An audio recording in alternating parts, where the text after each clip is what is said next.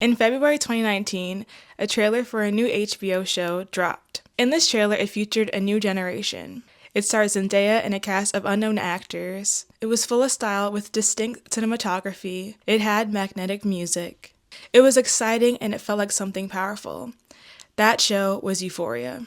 In June of the same year, the first season of Euphoria dropped. Euphoria is an adaptation of the Israeli TV show of the same name created by Ron Lisham and Daphne Levin. It is directed, created, produced, and written by Sam Levinson. The first episode for many exceeded expectations. We meet the cast of characters. 17-year-old Rue is our gateway into the world. When we meet her, she's on her first day out of rehab. She is dramatic and dry. She introduces us to the logic of the show. She explains the tragedies of her backstory in an 8-minute cold open. The show starts with a fetus in a womb and a faint heartbeat. We see the struggles of her mental health and how that's impacted her childhood. She goes on to explain her general disinterest in life but her major appeal in drugs. She tells her story of substance abuse in a hypnotic way. She shows us tips and tricks on how to pass a drug test. We follow her as she comically passes through life. She is the narrator of the show. Every scene flows with twists and turns in a seamless transition that makes you forget that you've watched 20 minutes. She introduces us to every character. The first person we meet outside of Rue is Jules Vaughn, played by newcomer Hunter Schafer. I love you, queen. Jules is a 17-year-old trans girl. She is new to town. Rue and Jules immediately click when they meet each other at an end of summer party. She is hyper-feminine, she has style and platinum blonde hair. Rue finds Jules after a display of chaotic masochism in the face of the danger of Nate Jacobs. Nate Jacobs is played by Jacob Elordi. He is the stereotypical jock character, but with a sinister subversion. He is domineering, obnoxious, and cruel. He is a football player. He is the son of Cal Jacob.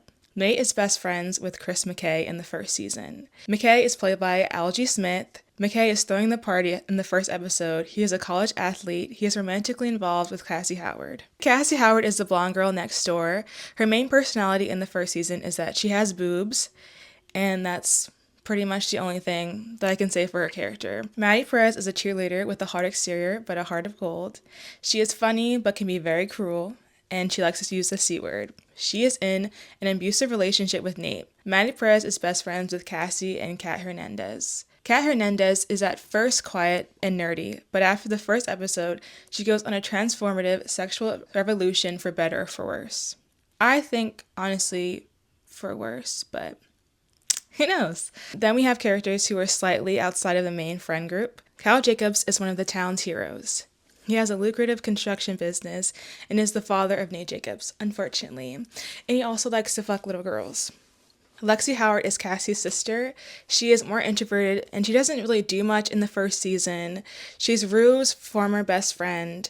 She serves as a bit of a gentle reminder of how Rue has changed over the years. Fesco is a lovable plug who is like an older brother to Rue. Ashtray is Fez's business partner and a younger brother figure. The first episode is a bit awkward at certain points because it has some of the edgelord and millennial moments. Like, there's a certain point where Jules tells Kat, "Bitch, this isn't the 80s. You need to catch a dick." Which I think is exemplary of some of the show's weaknesses. But other than that, the show immediately stood out. The first season averaged about a 6.6 million viewership per episode, but as the season went on, the usually elusive Gen Z and millennials fell in love with the show. People love the innovative cinematography and lighting. The style of the show is unique and refined. The music felt personal and grand. The show had this fullness to it. The performances alone were enough to connect with the show. We watched characters like Rue build up and crumble again and again. The fashion and makeup of the show matched the energy. Young people loved it. Ever since the first season, the makeup trends exploded. As of December 5th, 2024, the Euphoria makeup hashtag has had 18 million posts.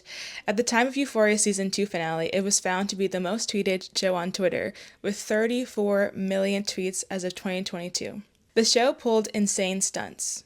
There was a revolving hallway in the first episode. They made an entire fair set in the fourth episode. And they pulled this insane one take in the first couple minutes of the fourth episode, which still eats. It still eats. Sorry. By the fourth episode of the first season, Euphoria was renewed for a second season. The show came back to film during March 2020.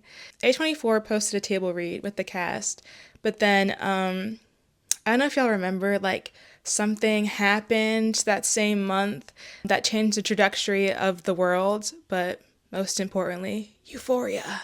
In less than a year of the show's initial season, the production of Euphoria's second season was shut down by the coronavirus pandemic. Trigger warning, but it is pertinent to this timeline of the story. With everyone in the house, people had the time to really sit with the media that they were consuming. The rise of TikTok made Euphoria skyrocket in public discourse. Gen Z really attached to the show. All of a sudden, the Euphoria hashtag went up. The trends of makeup spread over the platforms of YouTube, Twitter, and TikTok for years to come. The show seemed like a pillar in Gen Z pop culture. During the pandemic, people were turning to the show for some type of escape. 2020 was really the time when TikTok became a huge app, but since then, it is the reason why shows, music, and celebrities are catapulted into success. They were making tutorials of makeups and edits. The Euphoria makeup hashtag has 240K posts, with the top post having 3 million likes and 18.7 million views. The hashtag Euphoria has over 3 million posts, with the top post being the scene where Maddie is banging on the door in season 2, where Cassie and Nate are in the bathroom. And it has over 49.6 million views with 1.8 million likes. The grief and the melancholy of the pandemic really matched the tone of the show. Members of Gen Z are known for having increased chance of mental health issues, as we all know. These are issues that are depicted in raw or sometimes sensational ways. Since 2011, the number of high school-aged youth, 12 to 17-year-olds, experiencing depressive symptoms like sadness or hopelessness, considered suicide, attempting suicide, has gone up. Almost 1/3 of high school students have experienced poor mental health within the past month. Concerningly, there are large disparities in the record, with female LGBTQ+ and racial and ethnic minority groups, youth being more likely to experience poor mental health. This show is able to depict the many ways poor mental health can manifest in the generation of young people who are currently fighting against the mental health crisis. This show featured intersectional identities in a way that was refreshing and distinctive to our generation.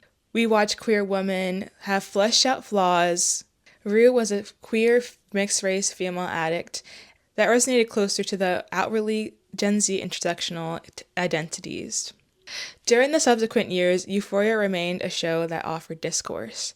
In the first year of the pandemic, Euphoria put out 2 special episodes. The first one is called Trouble Don't Last Always. This episode centers Rue during the time after Jules was left her at the train station at the end of the first season. The episode starts with the scene of Rue and Jules in an apartment. Jules is getting ready for class, and the pair are enjoying their morning rituals with levity and affection. After the two of them share kisses and say goodbye, their seemingly perfect life breaks when Rue casually goes to the bathroom looking for a stash of pills, and as she takes the line, the show transitions into a present-day time where things aren't so perfect. Throughout the episode, Rue and her sponsor, Ali Muhammad, sit in the quiet diner and talk about the despair and shame that is tangled up in Rue's life and substance abuse. Ali tries his best to relay notes of inspiration and compassion to Rue, and we are there to listen to both sides. This episode felt very important for the time that it came out. The episode came out in December 2020. At that point in the pandemic, we had gone through the worst year of most of our lives. The rise of opiate-related passings skyrocketed in 2020. We spent the year witnessing tragedy after tragedy, and the episode felt like a sip of medicine. A lot of us had time to look at our lives and question who we were, and for me, it felt like watching this conversation was something that I needed. Rue feels like such a strong character in this episode. We really see her break down in this episode. We peel back a lot of layers, not just as an addict, but as someone who wants to change. I love Rue because she is relatable to a lot of us, in some ways or another. A major theme of her character is just getting in her own way and not believing in herself, or trying to be better but not being able to. I feel like you can tell that everyone involved in making the show loves Rue. She is such an honest character and we all root for her. I love what she symbolizes. It is something that every great character represents. Redemption, a call for action, and living up to it. Her character has the bones of every hero. She is a hero in a weird way. She shows us that you can reach rock bottom and do unforgivable things, but the only way to change is forgiveness, and that is also the hardest part. The next special episode is called Fuck Anyone Who Isn't a C-Blob. This episode revolves around Jules. This episode is my favorite of the whole series. The writing is personal and complex. The visuals and the sound are very experimental. It shows us the tortured landscape of Jules' mind as she reflects on the events that happened in the first season. This episode is also pretty contained. The locations vary from a therapy office to Jules' bedroom to liminal spaces of Jules' sexual fantasies. These episodes have all of the strengths of the show and shredded any of the fat from the first season. We get to see a more raw portrait of Jules. We get to see exclusive moments from the first season through Jules' perspective.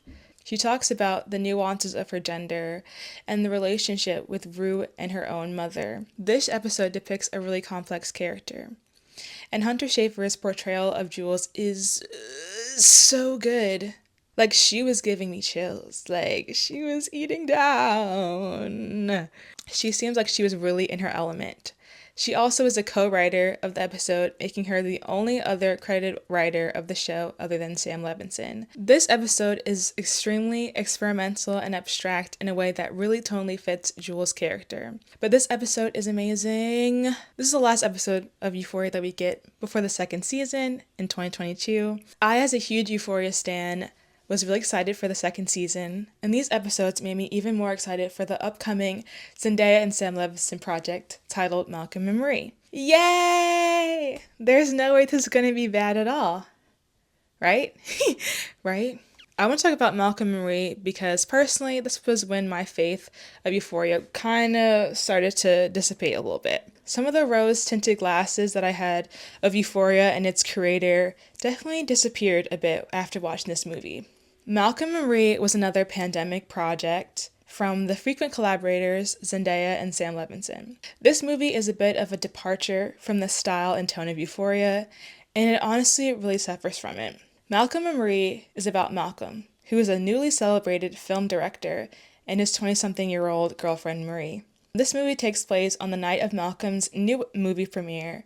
Malcolm forgets to thank Marie in his speech. After that, chaos ensues, and the couple fight for the entirety of the movie about this incident. This movie is a mess, in my opinion. There are things that I appreciate about the movie. I like that all the crew gets PGA credits, and that they were able to give the crew of Euphoria some work during the pandemic. And I like the way the movie looks. It's gorgeous. Sometimes the shots feel empty and have dissonance from the actual content of the film. And I like Zendaya's dress. Beautiful gowns. But mostly everything else is weird. The dialogue is very convoluted. It is very drawn out, which is not good because the movie is almost exclusively dialogue. There are too many big words that I don't think anyone would say in an actual fight. At these characters' peak of anger, they say words like solipsistic or amalgamation. They say novelty, which it's not that big of a word, but to say it twice in a fight is crazy. They say emotionally obtuse. Then I think at a certain point, Marie says the words spiritual theft. I honestly think it goes kind of hard, I'm not gonna lie. Spiritual theft kind of eats. The movie's characters suck. Malcolm is pretentious and loud. He's so loud, and it's not in a way that is interesting at all. Marie is really flat. They give her a vague background of having substance problems, that she has nothing else to work with. Both of the characters don't have much meat to them, so watching them fight for 2 hours is just a lot of telling and not showing, so it tends to be loud and boring. But there's some lines that actually kind of like eat, like, what's the one? It goes like, do you know how disturbing it is that you can compartmentalize to such a degree that you can abuse me while eating mac and cheese? Abuse you? Yes, verbally abuse you. Thank you for the distinction. It's a very important one, but abuse you? Get the fuck out of here. But this movie is really interesting to me because it starts to show cracks in the facade of the creator of Euphoria's genius persona. Sam Levinson is the creator, director, and sole writer of Euphoria. He is the son of Barry Levinson. Barry Levinson is a critically acclaimed director. He made Rain Man, which won the Best Picture in 1989. So he's a Nepo baby, so let's go! At the time of the press of Euphoria Season 1, the cast would talk about Sam Levinson very fondly. He was mysterious and humble when spoken to. Zendaya would talk about how much of a brother Sam Levinson was to her. He was praised for his honesty in the portrayal of Rue Bennett, but something shifted a bit when Malcolm and Marie came out. The day this movie came out, I went on Twitter, and this was the first time I had ever seen hashtag Sam Levinson. And it was trending, and not for good reasons. A lot of the criticisms are about Sam Levinson using black actors to be self-insert characters. Malcolm is definitely the one that seems more aligned with Sam Levinson's thoughts and opinions about the industry. I found out that the central plot of the movie is inspired by real-life events for Sam Levinson. He was similarly at a premiere with his wife and did not thank her in the speech that he gave. So that's one point for self-insert. Malcolm spends a lot of the time lamenting over the unfortunate discourse that always surrounds his films. He talks about how his identity as a black man interferes with genuine criticisms about his work. He talks consistently about Barry Jenkins and Spike Lee. He uses the name Barry Jenkins in the script 5 different times. I honestly wouldn't bring him up once if I wrote a movie like this, but that's just me. Malcolm talks about white critics talking about his movie. When describing the conversations he has with white people, he says, "Afterward, I talked to 6 critics. The white guy from Variety loved it. The white guy from IndieWire loved it. The white girl from LA Times loved it. She kept saying, I'm the next Spike Lee, the next Barry Jenkins, the next Sean Singleton." And I looked at her and was just like, what about William Wyler? And they kept talking about Spike Lee. Marie goes, "Malcolm, you won. She's comparing you to Spike Lee and Barry Jenkins. Or fine, you're not the next Barry Jenkins or the next Spike Lee," and so on and so forth. And I really cannot see why Levinson would do that as someone who is completely outside of the conversation. But in interviews, Zendaya and John David Washington did talk about how they were heavily involved in the creation of the script.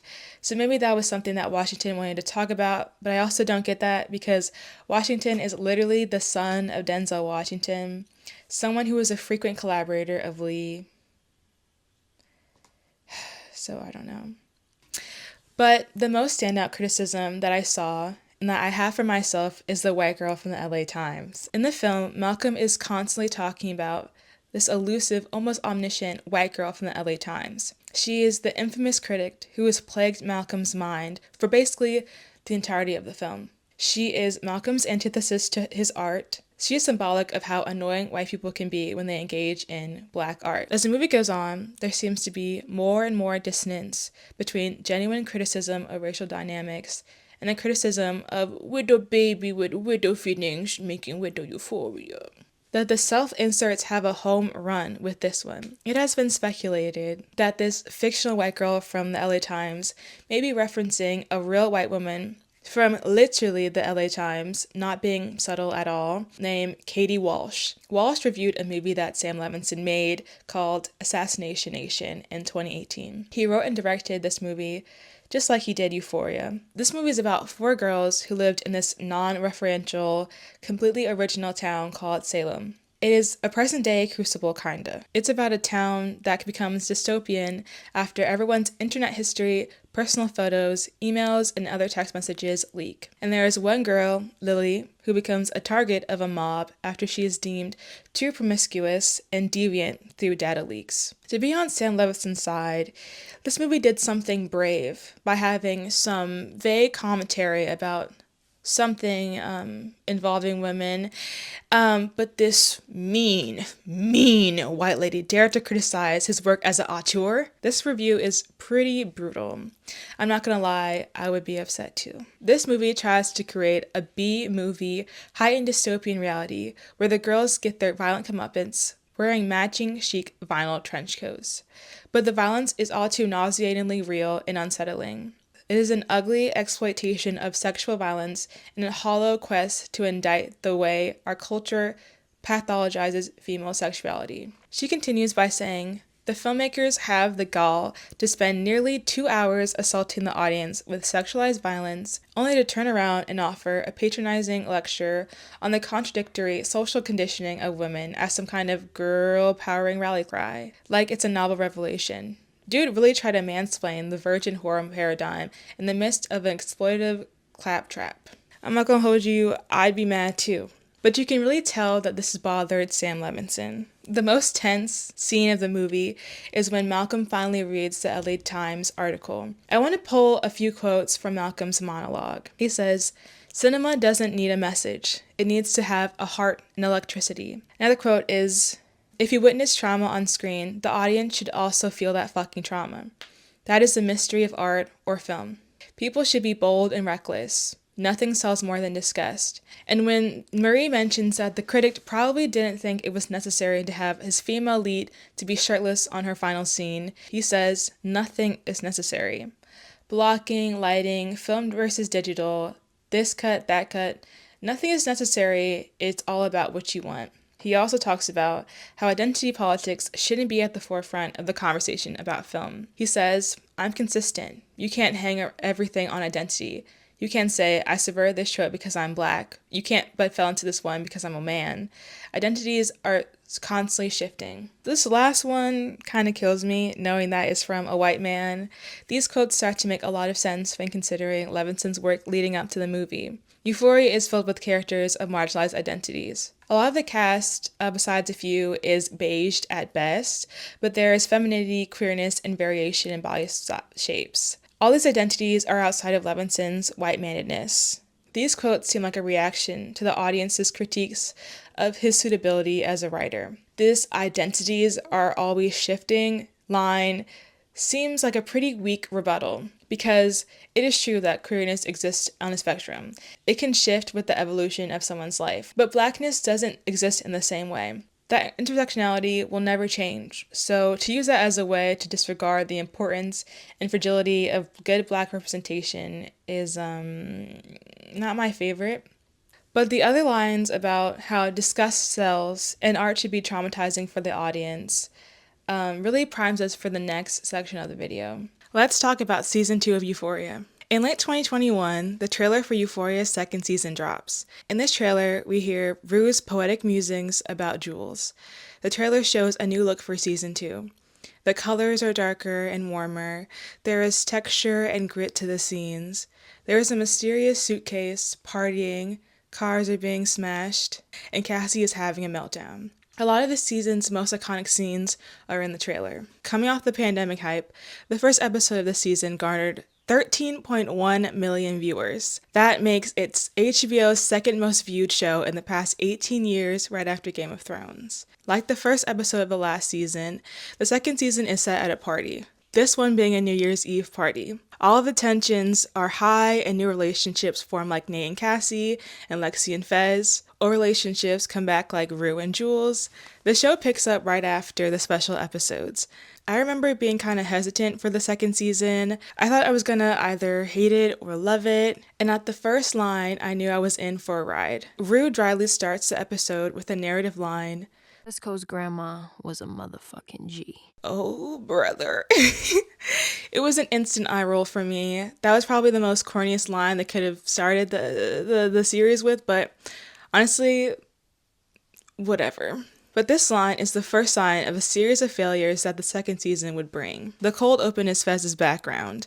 It is messy and confusing. In his intro, we find out that Fezco's grandmother was some type of mob boss of sorts. She gave Fezco a traumatic brain injury, and then an ashtray was dropped off by some random stork or something. Then we find out that Fez's grandmother eventually became ill, so that Fez had to become a single mother to Ashtray and a caretaker of his grandmother, and ran a profitable drug operation at the age of 13. What? The intros seem like a major tonal shift from how the cold opens used to start. Well, maybe the short biographies would always have a sensational aspect to it. In Cat's Cold Open in episode 3 in season 1, there is a whole Larry Stylson animated fanfiction, and there's an epic medieval battle in East Highlands cafeteria. In Maddie's Cold Open, there are scenes about a pageant coach being a predator, and then the next scene, Rue narrates that she lost her virginity to a 40-year-old man at 14, but she was completely in control. But when they had these cold opens, they would be somewhat grounded. I mean, as grounded as Euphoria gets. Cassie's background gave us crucial context about her relationship to her father, so that we can see how that affects her in the present-day timeline. Jules' younger self has a trick mirror effect as she stares at herself in the mirror. It helps us understand the dysphoria and self-image issues that has led her to the point of the present day. But in Fezco's background, it was about this fantastical crime boss matriarch. I didn't like this change. I thought it was odd in a direction that made the show dilute its own formula, but with everything that happens in the first episode, it basically feels unrememberable. Throughout the episode, there are plenty highs and lows. We get to see the juncture of every character and the season's start. Rue is in the throes of her addictions. She spends most of the episode with Fez while he's on a run to get more supplies. We meet a lot of new characters through Rue's night.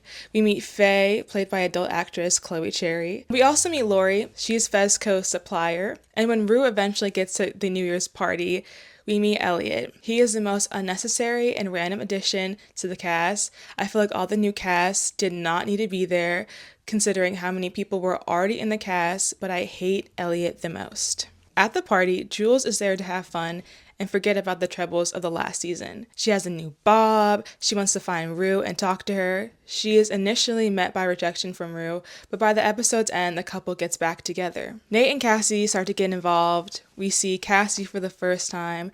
She's away from the party due to the fight that she and Lexi had. She is drinking at the corner store, and Nate finds her in the parking lot as she's on her way to the party. They have a tense and kind of scary night. They end up hooking up in the bathroom after he drives like 100 miles per hour to the party, which is, in my opinion, terrifying, but for some reason it is played off as this type of electric connection. Maddie comes to the party with Lexi, Kat, and Jules. She has her famous scene where she is banging on the door when she finds Nate in the bathroom while he's secretly with Cassie. She really gets her best lines in both seasons 1 and 2. I love her. I think it's the way that she delivers them. I don't know. But she eventually gets into the bathroom, oblivious of Cassie's presence. She flirts with some random 30-year-old man that never shows up again. She flings her urine-soaked hand towel on Cassie's face and leaves the bathroom. Kat is, there. She talks a little about how she doesn't like her boyfriend, and then we don't see her for the rest of the episode until the very end with Ethan when all the characters have a flash of spotlight. Lexi and Fezco spend the majority of the party talking and flirting, and they plant seeds of an unlikely romance between the two. There is a lot happening this episode. There are a total of 32 songs in the episode. There's basically not one single second of the episode that doesn't have either the original score or licensed music. The characters' arcs get woven into each other. There is a blend in the music between locations and characters. There is an obvious new look in the usage of a 35mm Kodak Ektachrome discontinued film. There was also a shift in the makeup and the outfits. There was less gems and now sharp eyeliner that I'm trying to recreate. Thank you, Maddie. There was more action and tenser scenes. This season was a huge hit instantly. Euphoria Sundays were birthed to become one of the most popular hashtags in Twitter history. Every single Sunday for the next 7 weeks, viewers would flood Twitter and TikTok to talk about every episode. The Sam Levinson hashtag was also trending at the same time. The hashtag rarely ever offered praise. As the season went on, people started seeing holes in Euphoria and would blame all of the show's problems on its creator. Some of the critiques of the second season, there was a change in character dynamics all around. We see an increase on Cassie's scenes, unfortunately. The show becomes more about its white, straight cast members. There is more critique about Sam Levinson's amount of nudity, specifically when it came to a lot of scenes with Cassie. There's an article where Sydney Sweeney would talk about how she would tell Sam Levinson that sometimes nudity in the scenes were unnecessary. Levinson always would comply and cut those scenes or alter them. Sweeney talked about how she felt very comfortable with working with Sam Levinson at the time this article came out and continues to defend him. There were character assassinations and characters like Jules. She was given a beautiful episode about the complexities of her character, but in the season 2, she's kind of reduced down and completely reliant on what other characters are doing. There are significant increases in scenes that revolved around Cassie and Nate's relationship. Rue's arc becomes jumbled in an odd plot of a suitcase filled with substances from Lori, but that ultimately gets dropped from the show completely. All of the issues were being blamed on Sam Levinson. A lot of people have taken issue with the fact that Levinson is the sole writer of the show.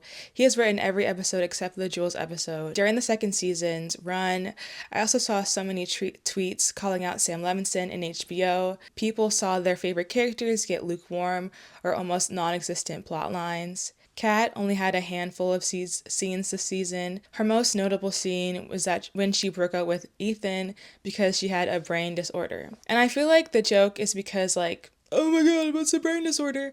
But, like, brain disorders are, like, a thing. Like, neurological disorders. Like, am I not getting the joke? Because, like, epilepsy, narcolepsies are brain disorders.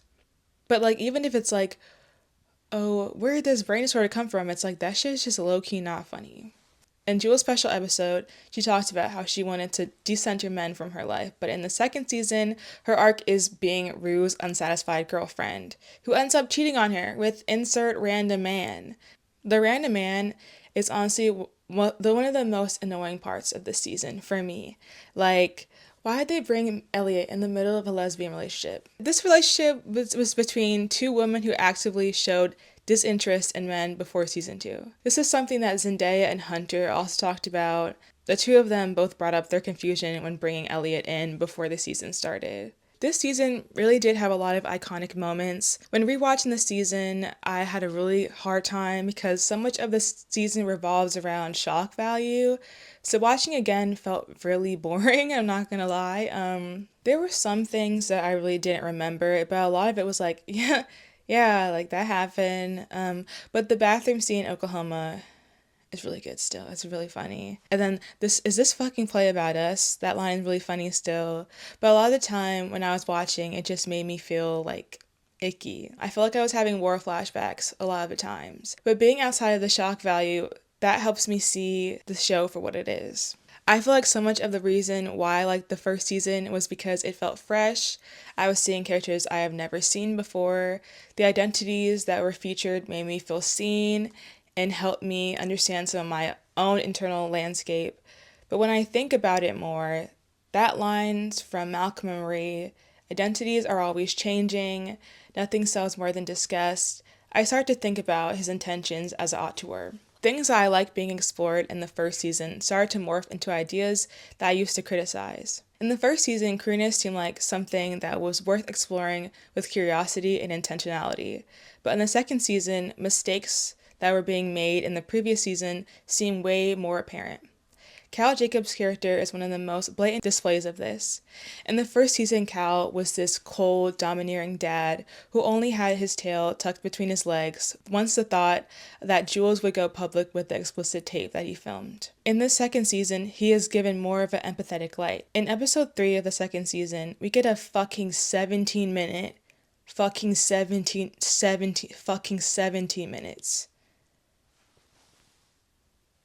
backstory. We follow a younger Cal as he falls in love with his childhood boy best friend, and then how he eventually gets Nate's mom pregnant with Nate's older brother. But it's so weird. It's shot like a tragic love story. I can only think that is being directed that way so that we can get kind of a look of how Cal has always been tortured because of the loss of his first love. And to be generous, it shows like how a cycle of abuse can happen. Cal's dad wasn't exactly accepting of his queerness, and that directly contributed to how he talks about his sexuality with Nate. But that's it. This just didn't do it for me. I think it's weird because Nate's dad is like so definitely established as a predator. Like the tape he made with Jules is the inciting incident of the first season, an explicit tape that he made with a 17-year-old girl. So it makes it so that this literal predator is just a predator because he's a repressed gay man, which is so wild. This is a literal narrative that the far right tries to teach people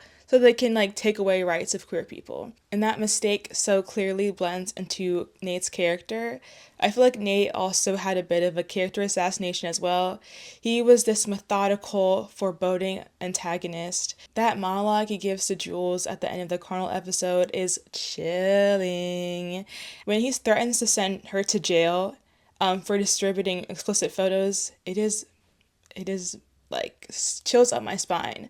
But in this season, he is mostly lukewarm. Like, he's kind of playing the straight man when it comes to scenes with Cassie.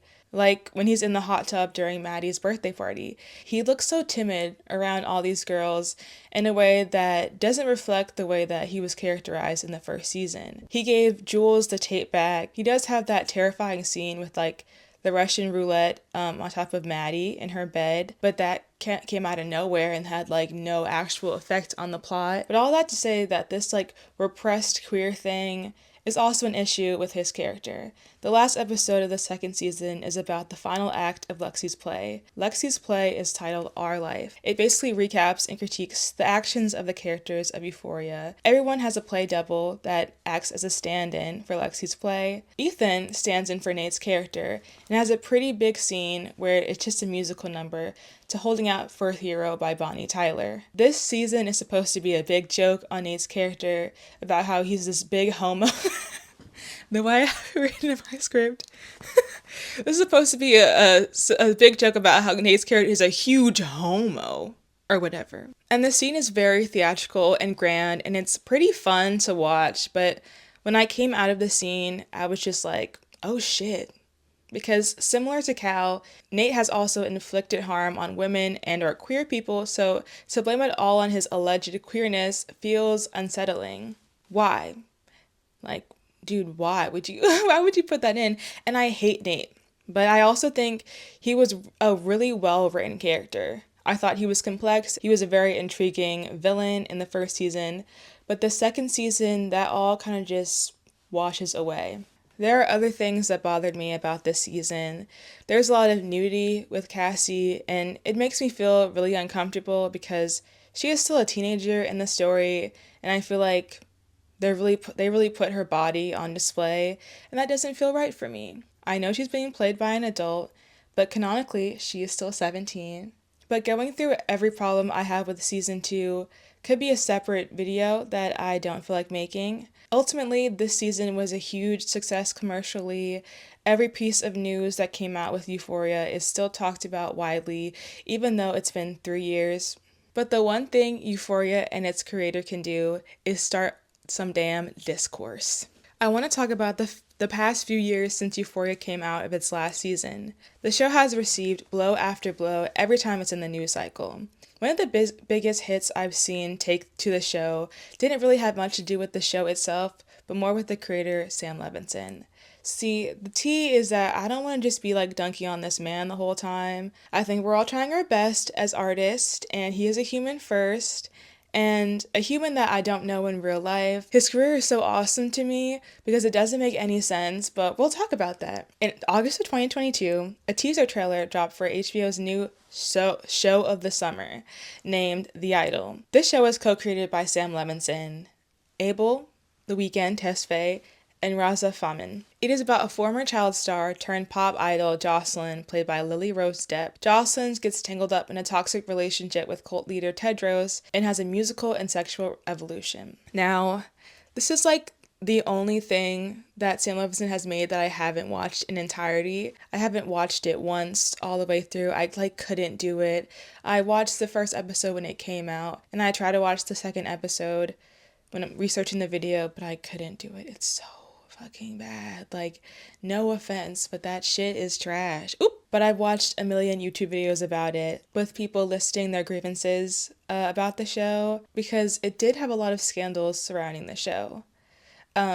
Before the show was released, it had funny ass trailers. It was like, from the gutters of Hollywood, the sleaziest story of Hollywood. And that, in retrospect, is kind of funny. The first teaser came out in 2022 in the summer, and there was like 3 teaser trailers that same year. And finally, the official trailer came out in 2023 in June. When I was following the timeline of the show, I was like, why is this taking so long for this show to come out? There were a million trailers that like never set a date, and I was thinking, you know, it's not unheard of, but I am kind of like, what's going on? Some of my questions were answered when the Rolling Stones article came out in March 2023, 3 months before the show's premiere. This expose had the streets hot, I'm not gonna lie, or at the least on my side of the internet. In this article, Cheyenne Roundtree exposes a lot of on-set scandals. Details were given by anonymous crew workers, writers, etc., and it was juicy. But some of you may have already heard about the Idol's problems. There was like a million videos about it at the time. So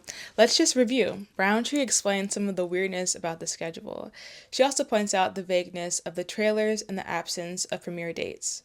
She gives a jumping off point from the timeline. The first public inkling of trouble came last April, when the director Amy Scheitz of The Girlfriend Experience and She Dies Tomorrow suddenly exited with roughly 80% of the 6-episode series finished. HBO addressed the news, confirming The Idol was set to have a major creative overhaul and would be adjusting to the new cast and crew. There was a little bit of explanation for the shakeup, except for reports that Tess Faye, who is the co-creator, felt the show was heddling too much in the female perspective. Then she brings up the financial issues.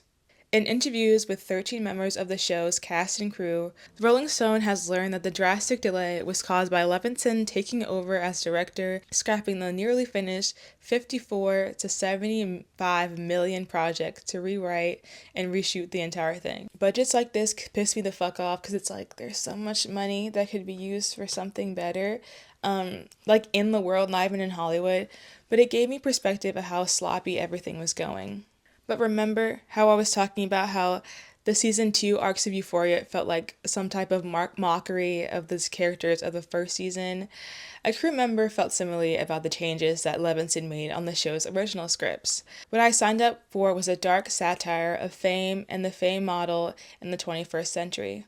One production member explains, the things that we subject our talent and stars to, the forces that put people in the spotlight, and how we can be manipulated in the post-Trump world. However, they add, it went from satire to the thing it was satirizing. There was a lot of sexual violence that was in Levinson's scripts that I kind of don't want to go over because that is not the website for that. But Roundtree writes that allegedly there was severe abuse that was done to Jocelyn's character in order to give Tedros gratification. But you should read the article. It's old news, but it's important to the timeline. D'Angelo Wallace has a really good video about it, about the Idol, and so does Mike and Snare. I want to talk about the Idol because it is a crucial step in the downfall of Levinson's public image. I saw countless videos and TikTok tweets talking about how bad the show was. The Weeknd was fighting for his fucking life on Twitter, or X. And the thing that cracks me up is how loud and wrong the show was. While at the Cannes Festival, in reaction to the article being brought up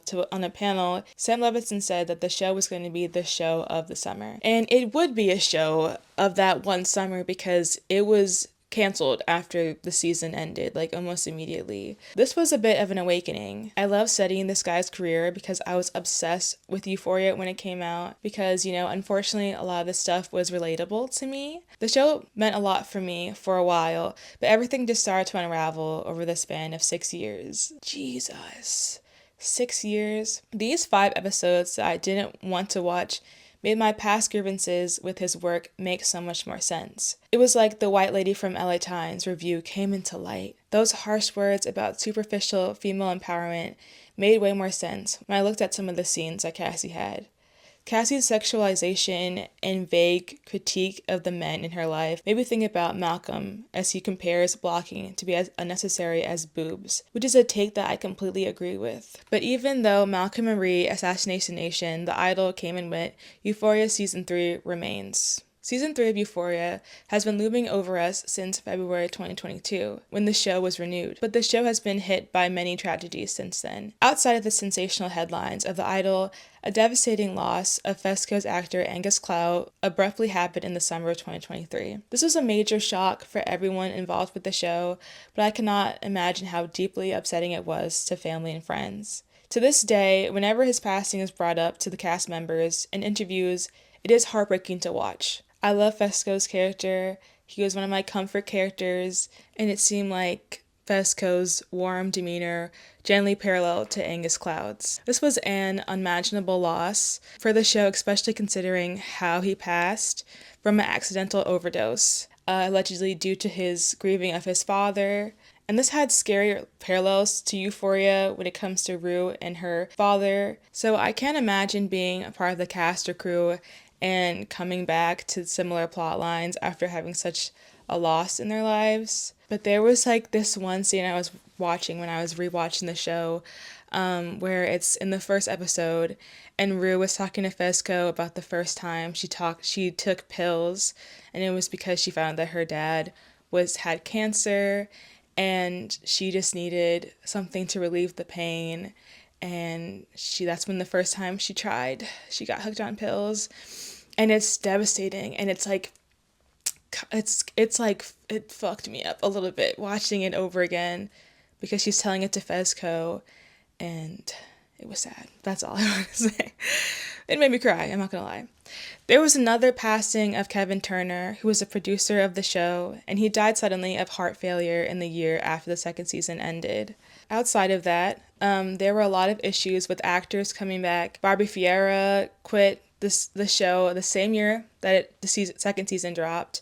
There was alleged drama between Fiera and Sam Levinson regarding creative differences. People were saying that she walked off of set at one point, but I honestly don't believe that. She talks about it in the Dax Shepard podcast. She talks more extensively about what happened. She explains the dynamic better in that, so if you have questions, you know. In November of 2024, Storm Reid announced that she will not be returning to the third season of Euphoria, but she's excited to see what's next. Earlier that year, she talked about how she was not surprised about having another delay. Ashtray was swatted in the last season, so he had a red dot aimed at his nose. Cal suddenly is in prison, supposedly. There are a lot of problems with the cast that is not returning for various reasons. There was also a 148-day writer strike that prohibited any narrative production to be made for more than a third of the year, so that messed up a lot of Hollywood's rollouts. So there's just been a lot of unexpected delays for reasons that are pretty much completely out of the control of the showrunners. But there are things about the delays that seem more and more about Levinson. In this Variety article, sources tell Variety that Levinson, who exerts full control over the show, writing and directing every episode, proposed his vision for the second season in winter of 2023. Featuring the time jump of 5 years into the future for the former students of East Highland High School. HBO thought his pitch in early drafts of the season, which included more meaty arcs for Sydney Sweeney and Jacob Elordi, that a source described as very compelling, were a strong start. But after the WGA strike ended, and as the full scripts began coming, they didn't pass the muster with Zendaya. When Levinson turned in his revised scripts in late 2023 and early 2024, HBO execs were now the ones feeling unsatisfied. There was a new arc for Zendaya's Rue, whose character in Levinson's first pass had been relegated to the background in the somewhat surprising storyline about her working as a private detective, which HBO immediately vetoed. Among many ideas for the rewrites, Zendaya had pitched the idea in which Rue, who is now sober, as a 20-something young woman, she would be a pregnancy surrogate. But insiders say that the script simply did not feel like the show tonally. I also read that in an interview that Zendaya did this past November, she talks about Euphoria like it's also in the dark. This was before it started filming. Again, I've been writing this freaking script for too long. She says that she's been open to film ever since the second season ended. In the interview, it reads, when asked about where does she stand with Sam Levinson in Euphoria, Zendaya says, Euphoria is slated for January, I believe. I haven't read anything yet, but I'm excited to see what everyone has been working on and what the future of Euphoria looks like. I don't really have much of an answer, except for right now is set to start shooting in January.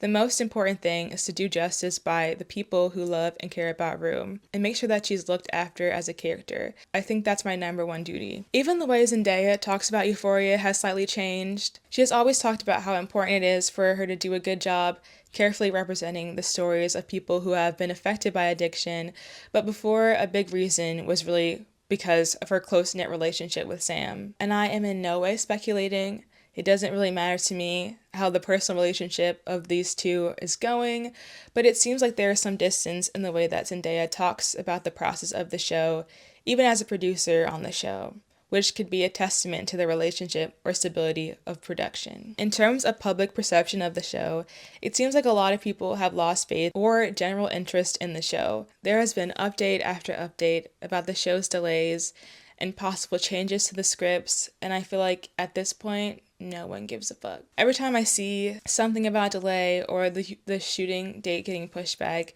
there's a slew of people who are being like, I do not care and we do not want it. There are some quotes that I've gotten from Instagram comments. Child, the hype is gone. Just cancel it. Euphoria should not be returning for the third season. We're like 50 years old now. We don't care. And that has 137,000 likes. Honestly, without Fez in it, I'm not watching it. Rue still owes that woman her money. It's with interest now. Girl, bye. You could just keep it. 5 years of production for 8 episodes? Hope they drop Sam.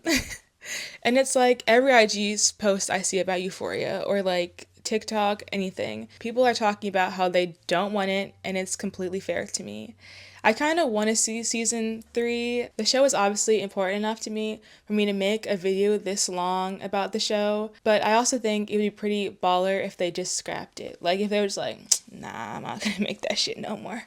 That would be fire. I don't know what to tell you. Like, I would enjoy that because it would give like Freaks and Geeks vibes, like, I know, relics from the past. Future generations could look at it and be like, damn, what the fuck was going on with Gen Z? And I'm excited for them. But this show is historic in a lot of ways. It has broken multiple records. The actors part of the show have solidified themselves in film and TV history. And like I've said before, the show is iconic.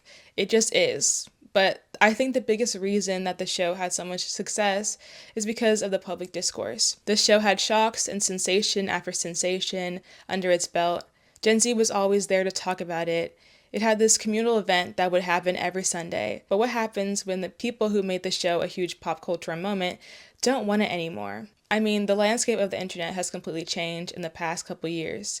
Euphoria Sundays were on Twitter, and now it's on X. Euphoria was executive produced by Drake. We let Drake produce a show about teenagers in high school.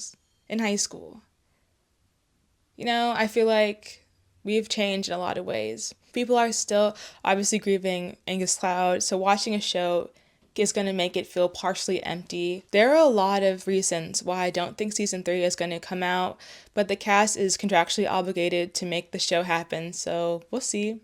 But all this to say is Euphoria has been through thick and thin, and I think we have all felt similarly about our lives. I think a lot of Euphoria's fans returning to the show is reflective of the American landscape we live in.